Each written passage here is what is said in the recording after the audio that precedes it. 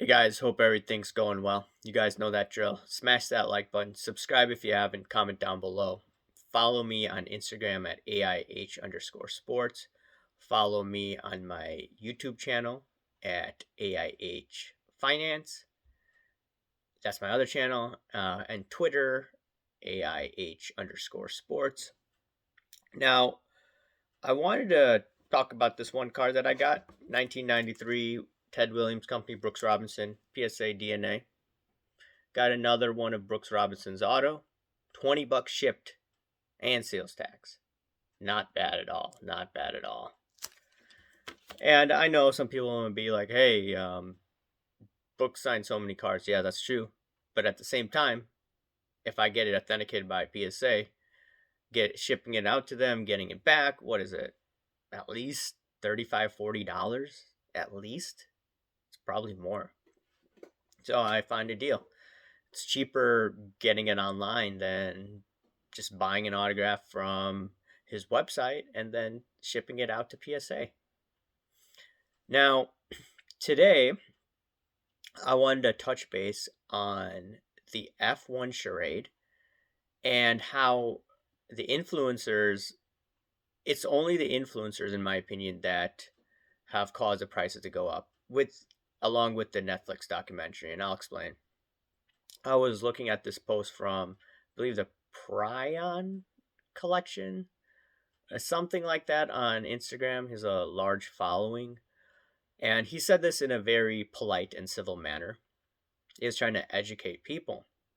He made some really good points. And he was saying, hey, look at F1 before the documentary and after the documentary. There was much more interest in F1 after the documentary, which also led to this spike in the price of the cards, along with the influencers hyping this up. And here's the thing. If you like F1 and you've been collecting for a while, I have nothing against you guys. I think that's fine. Now, it's the Johnny come latelys that are portraying this as a great investment, but in reality, it's not a great investment.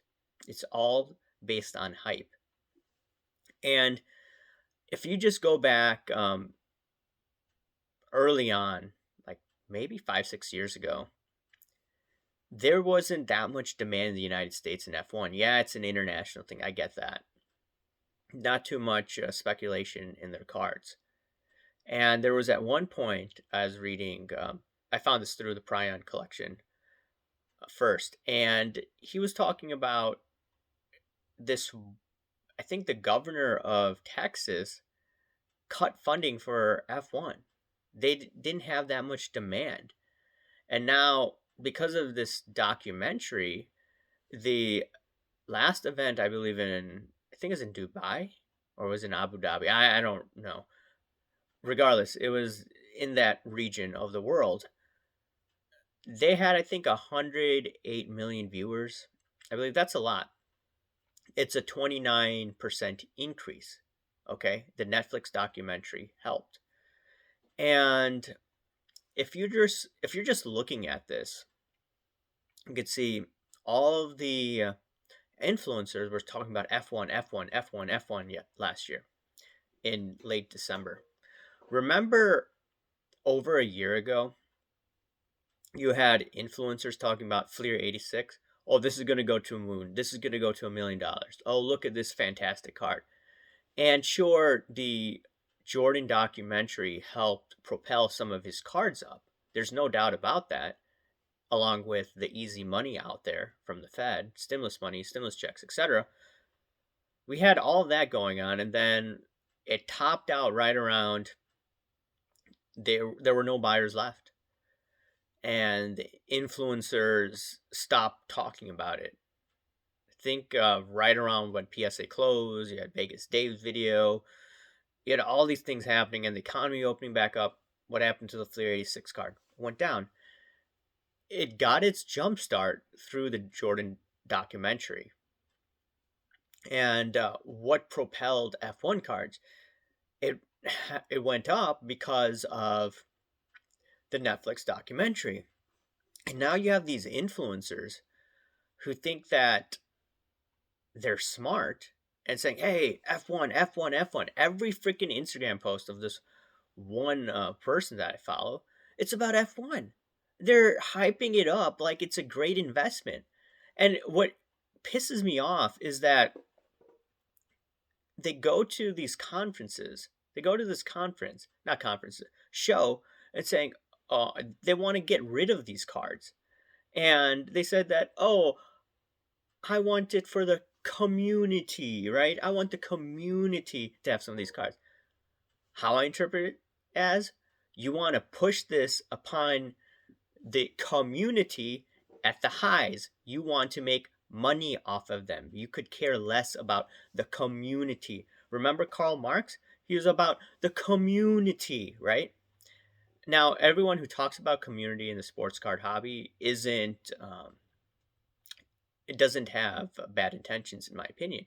But there are people that are just scumbags, right? Let's just say it as it is, that are trying to make all this money off of them and say they're all about the community when they're not. They're in it for themselves. And what's quite interesting is they're promoted by the hobby. The hobby looks the other way when they do this. I mean, it's just outrageous. And it's all based on hype. I mean, you go from modern basketball, hyping that up, getting it wrong at the top, and then now you're hyping all these low population sports cards like F1, trying to make money off of your uh, people, people as people that watch you. That's what I mean. It's just unbelievable. And from a short term perspective, because of all of this hype, yeah, you could see these cards go even higher than what I thought they would have gone to. And the people that will make money, I've talked about this in videos previously, is the concept of FIFO, first in, first out. Yeah, the ones that get in first, they're going to make a killing. The ones that are just buying towards the top, they're going to be the ones holding the bag.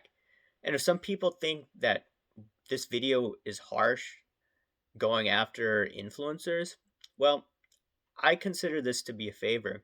The more these guys do it, they hype this up, and eventually the chickens come home to roost and the prices just tank. The people left holding the bag, they're going to be really pissed at the influencers, whether uh, that is warranted or not. And just the way you see it right now, people are going after the guys probably with the most subscriber base that were very, very bullish on sports cards last year, 1 year to this date. And they're just gonna, the videos you see now, I mean, my video, I may be a little harsh at times, but I try to be civil. Some people making videos are not going to be civil. So any influencers, you have a lot of subscribers, you're watching me and you're hyping this up, you're pumping this up. This is your warning. Like, don't do that stuff, because eventually, you know, the chickens are going to come home to roost. It's karma, right? And yeah, it's unfortunate this thing's going on. And what I think is going to happen after this is, okay, after the F1 craze dies down, they're going to go into like some other low pop card market. I mean, one thing that I could think of, I think I was joking with Inglorious P, is cricket cards. Okay, there's so many people in the world that watch cricket. They have more viewers than F1. What if there's some Netflix documentary? Are they going to be pumping up cricket cards? Or is it going to be buying all these Sachin Tendulkar cards where there's low population size? Are they going to be like, hey, I got to buy some Imran Khan cards because he was a good cricket player and he's the leader of Pakistan now? It's, I mean, what are these guys going to do next? It's just, it's just outrageous in my opinion. Yeah, but they're going to go from one market to the other. Some people say, hey, Marvel cards, they're pumping up. Now, guards, are they pumping up or are they just really excited about Marvel? I mean, I know people that were buying Marvel cards a lot before this hype, the recent, few months. And After that Spider-Man movie, people have been chasing. People chasing right now are going to be left holding the bag.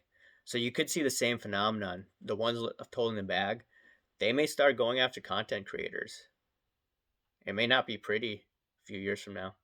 Anyways, guys, let me know what you think about all this. Smash that like button, subscribe if you haven't, comment down below, guys. Thanks. Bye.